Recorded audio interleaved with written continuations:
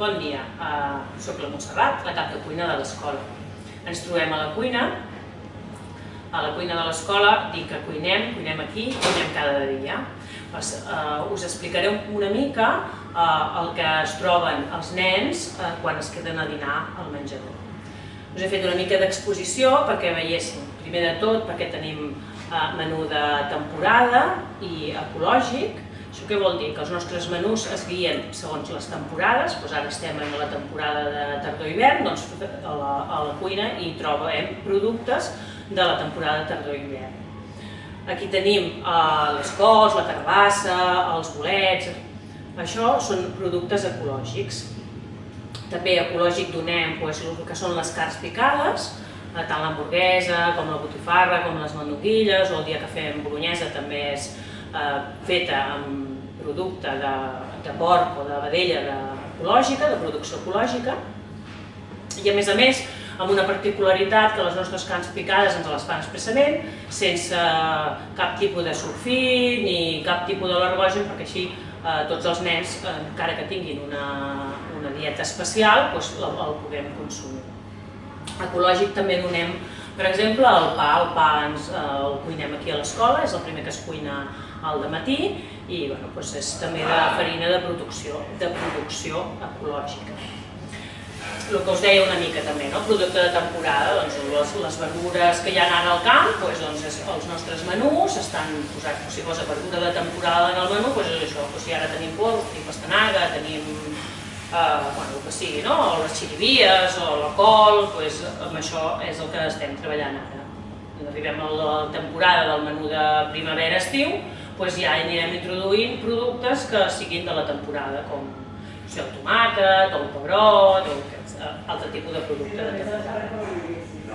Una cosa molt important per nosaltres és seguir les recomanacions que ens fa el Departament de Salut. I les recomanacions és que cada vegada hi hagi més fruita, més hortalisses, més llegum incorporades a la nostra dieta i que cada vegada hi hagi menys sal, menys sucres ocults, menys productes preelaborats, embotits, aquestes coses. Els nostres menús estan pensats una mica seguint aquestes, molt seguint aquestes recomanacions. Per posar una de les recomanacions que hi ha també és que cada vegada incorporem més aliments integrals i nosaltres en el menú, les nostres pastes, el dia que hi ha espaguetis, espirals, macarrons, el que és la pasta gran és sempre amb pasta integral, la pasta petita, la sopa o quan fem fideuada, llavors sí que és pasta blanca, però les altres pastes totes són pasta integral. El pa que donem també, donem un percentatge bastant important de pa integral. Els nens poden escollir si volen pa blanc o pa integral, però realment hi ha més proporció de pa integral que pa blanc. Un dels altres productes que també donem integrals, per exemple, és l'arròs. No en tots els arrossos, però sí que hi ha en alguns plats que incorporem arròs integral. Què fem? Des del departament ens recomanen que cada vegada donem menys carn vermella i s'augmenti la proteïna vegetal, doncs en aquest cas hem anat buscant plats que anirem incorporant a poquet i en tenim alguns posats al menú i a poc anem buscant altres productes que siguin de llegum per substituir la carn vermella i que els nens també es trobin varietat en els plats.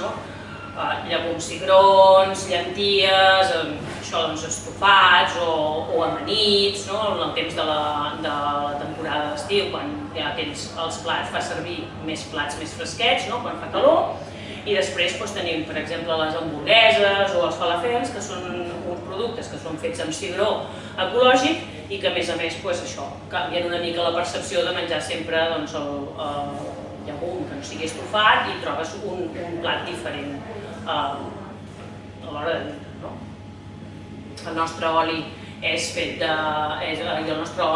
d'oliva verge, extra, el fem servir tant per cuinar com per amanir com per fregir.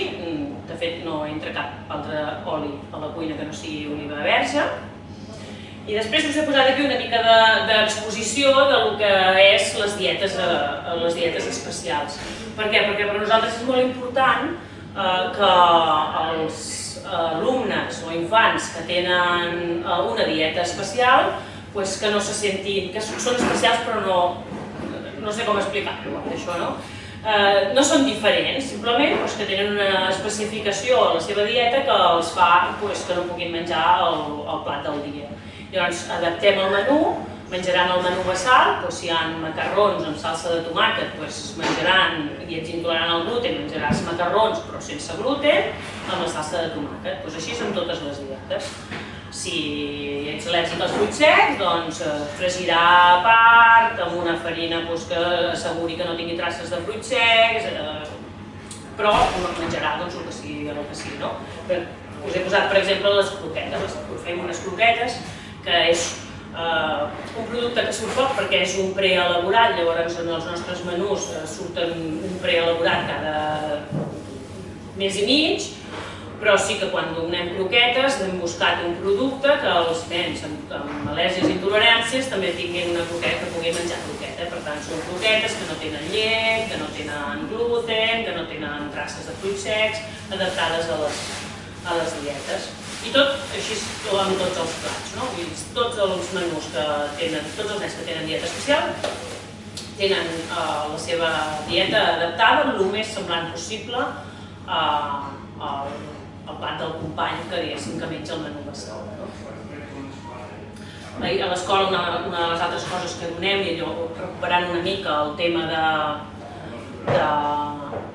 eliminar els sucres ocults a la dieta, s'ofereix iogurt sense sucre a quasi totes les etapes. Ara en aquest moment estem fins a quart de primària, des de quart de primària fins a P3 els nens el iogurt que mengen és sense sucre, i a partir de quart de primària, a partir de cinquè, ells ja poden escollir si el volen ensucrat o sense sucre.